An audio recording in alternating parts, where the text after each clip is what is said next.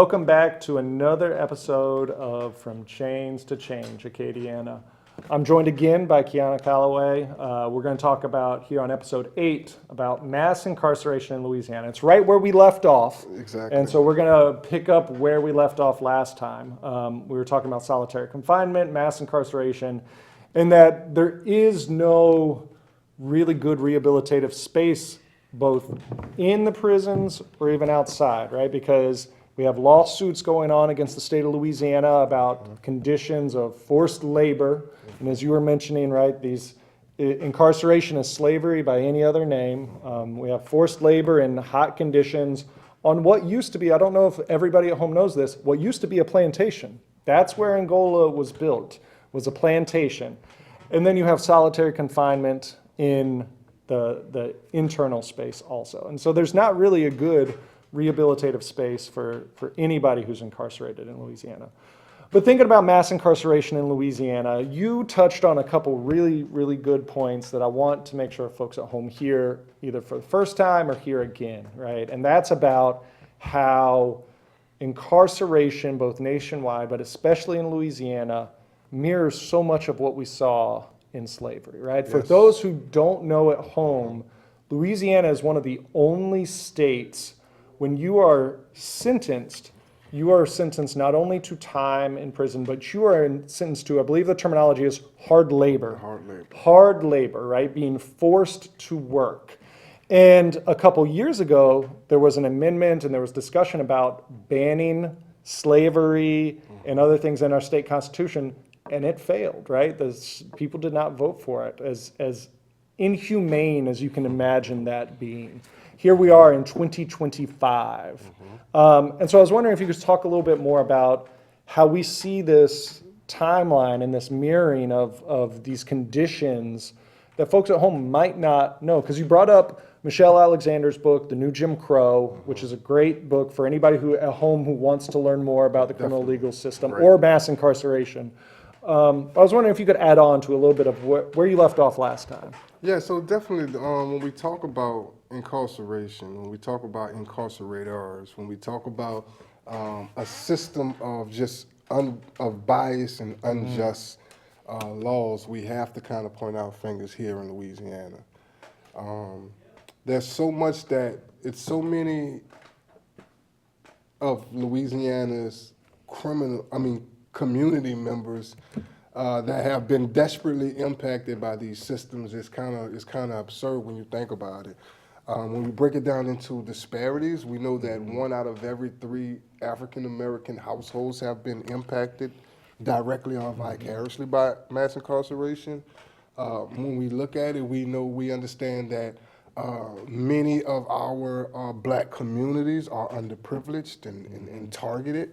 When we really take a look at it, we have to take a deep dive into like how many of our underprivileged communities are food deserts. Yeah. And all of that kind of plays a part on why our penal institutions are so powerful at this moment, right? Because incarceration is a business. Yeah. You know, it is an enterprise. You know, it is a supply and demand type of expo. So if we build it, we must fill it. And that's the mindset and the ideologies of Louisianians that are in power. And one thing that I really love about the organization Vote is that they believe that people's power is more powerful than the people in power. Yeah.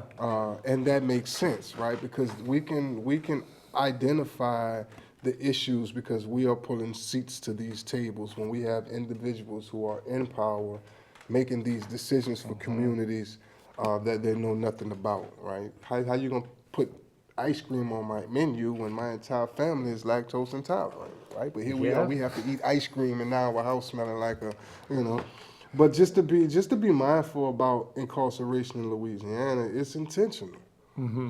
You know, mass incarceration has devastated my family, and I know a numerous amount of other families that it have devastated. So let's get into kind of the roots of it, right? Mass incarceration is primarily defined as laws that are targeting communities and arresting them at high proportions rated, Yeah. right? And that's what Louisiana is, where it incarcerates probably over 160,000 per 100,000. Number two right now behind El Salvador. It's in the news right now. Yeah, definitely, definitely. And it's like, why do we continue to do what Yeah. we've always did, right? Just recently, the March 29 ballot initiative, when they had 4 constitutional amendments on the ballot, and none of them were for the people, right? Yeah. All of them were directed intentionally at grabbing power, trying to figure out how can our state legislature control the power here in Louisiana. And some of them, they're reintroducing this legislative Yeah. session, even though they were just rejected. Pretty much all of them, they're Yeah. reintroducing them because they want to target our young people, lock them up younger, and hold them longer, like they did. They took 17 years from my life for something that, and when we think about it, like there are probably over 1,500 individuals that are locked up right now without due process because of the non-unanimous jury, just alone, right? So. And that's kind of like the biggest piece of it, and the consequences of it is that one, it's really bringing our state into a huge deficit. Yep. Being able to, it costs the state so much money to lock one person up per year, and here we are when we have over 40,000 individuals currently incarcerated. So we have, and way more than that, that's still entrapped with the criminal justice system, whether being on probation or parole. So we have to really take that into account, and that many of these laws that are on the books are old laws, right? Yeah. These laws have been diverted to keep us incarcerated for so long and putting us in these spaces and holding us longer. And I want to continue to say holding us longer because I know individuals who have been in there right now. Some individuals were just released that have served 40, 50, 60 years inside of these spaces. Yeah. Right, and come home and be productive citizens, because they are now inside of those institutions, mentors and mentees and tutors, you know what I mean? And I think something that folks at home, I know Vote talks about this all the time, and people connected to the criminal legal system talk about all the time. For a lot of folks, they think, right, like incarceration is not by design. It's just like people commit a crime and then you get sent to prison. But when you start peeling back the layers, you start seeing all the things that are criminalized and all the ways that people are pushed into the system. One of the ways that I work on and work with a lot is the school to prison pipeline. Like we don't talk enough about with our children and with our kids how they get pushed out of education and then get pushed into the criminal legal system. I said a couple before all those amendments, I told people all the time, that Louisiana is a poor state by design. Louisiana is also an incarcerated state by design. You mentioned the lack of job opportunities, food deserts, healthcare, right? Like the intentional educational opportunities, these intentional decisions about where we put resources. Are we giving people an opportunity? Are we giving people a good education? Are there good job opportunities? Right? These are all decisions that get made by politicians, right? Like they are the government who's making these decisions. And instead of listening to the people that have their boots on the ground, right, so that they can start coming up with mechanisms and situations and intentional ways of keeping these young people free and thriving, they would rather lock them up and throw away a key. And that's kind of like how that's really one of the reasons why. When I came home and I couldn't get a job for so long, I stood in front of the sign. I stood in front of in front of the neighborhood with a sign that said, "Our voices matter. Unity stand. We must all stand as one." Mainly because, and people say, "What you need some money? What you homeless?" No, I'm out here trying to get y'all to wake up, right? Because if they threw me away, they could throw your baby away. Right. And then we gotta still also understand that. One person fighting the entire state is impossible. Because when you're going up on any of these charges, like I tell my mentees, a lot of young brothers that I work with, that trouble is easy to get in, but it's hard to get out. Because when you go into, you don't have gang on your side. You got whatever your name is, John Jason Williams versus the state of Louisiana. Yep. So you taking that rap and you're gonna fight everything that you need to fight in that courtroom. Yeah. You know what I'm saying? And you got to be ready to do that because there are consequences to our actions, right? And in some way, shape, form, or fashion, and we have to come up with rational ideas and rational spaces and create spaces where these young people can really like unpack Yeah. and be comfortable unpacking, because there's so much trauma that's happening right now on a daily basis that's just really holding our young people back psychologically from thriving, right? Which ultimately contributes to what mass incarceration looks like, right? If they don't have a safe space at home to really be their true authentic selves, then they're gonna go outside and trying to find that. And 9 times out of 10, when they're finding it outside, they're finding it from negative sources. Yep. So being able to really like shelter that and show them how to harbor those feelings and emotions, which will really decrease incarceration, increase motivation, and give these young people what we have to look forward to. Because everything I do right now, as far as the work that I do, even working at the university, or working with my mentoring organization, or even just walking into the street, I believe that my mission is to pump inspiration and courage into our young people, because they're going to be here. You know, I can sit down and look at one of our young people walking and say, man, do you know where you'll be at in the next 30 years? You 15 right now. 30 years, you'll be 45. You're gonna make it to 45, brother. Yeah. Sister, you know what I'm saying? You're gonna make it, but can you sit down and craft up a plan? You know what I'm saying? That can carry you to that next level, because that's where we need to be focusing on. A lot of people that are stuck in these spaces, they're driven off of these false ideologies and not allowing anything new to really like enter, so that if we can, be inclusive, like opening up spaces to where people can, like, I spoke at a graduation in Albuquerque, New Mexico, last graduation. And when I had the opportunity to view the school is called Siembra. Shout out Siembra Academy in Albuquerque, New Mexico. I walked into a building that was a school with no walls, right? Like we have different classes just in their own pockets, in their own circles, and you can hear what the next class, but they're all thriving in this space, right? It's so much ways that young people can explore, themselves and explore others. That's not customized, or that's not, I would love for them to think universal. I would love them to think infinity. I would love them to think beyond their own measures and beyond their own imagination, because that's the only way that we're going to have a safe and just and trust society, as if we just step back and pass the helms, man. Yeah, I think about that, and I think about youth, and I think about kids and young people, and like how do we create pathways, right? Because I think about it, right? Like, what is Louisiana known for other than incarceration? The Mississippi River, right? And if anybody who knows anything about water, it takes the path of least resistance, right?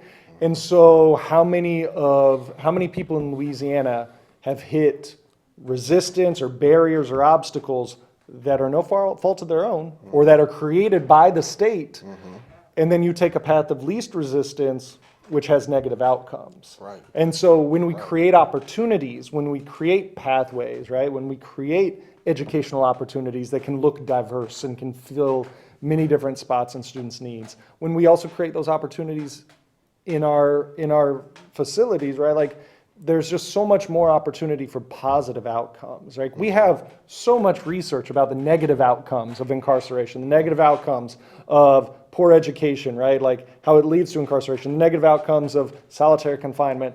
And it just seems we keep trying to do the things that don't work over and over and over again, instead of talking to people, right? We've said on this show so many times, and it gets said around vote so many times, those closest to the problem are closest to the solution.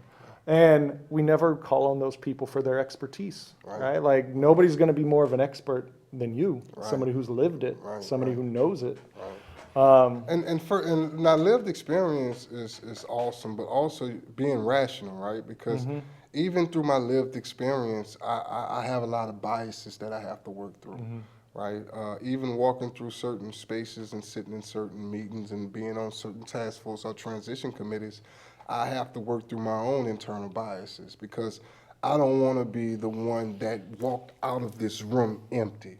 Knowing that I left something on the table, I want to make sure that we cover all of our bases, dot all of our I's, and cross all of our T's, so that when I walk out here, I can walk out here with my head hung high as I report back out to what my people, to the findings, right? And that is such a great point. I think it was season 1. It's either episode 2 or 3. People at home, you'll have to go on the YouTube channel. You have to look it up. We had Alona on, and she talked about, part of organizing, part of vote is about shifting power from politicians to people. And what you're saying is, right, is that when you have the right people at the table, when you have the voices, right, when you have that diverse group, where it's like, okay, I have my experience and my expertise, you have your experience, and we can sort of hash out, right, okay, we may each be coming from a different place, but we're finding a solution, right? And then those biases can be minimized because you got so many more voices included.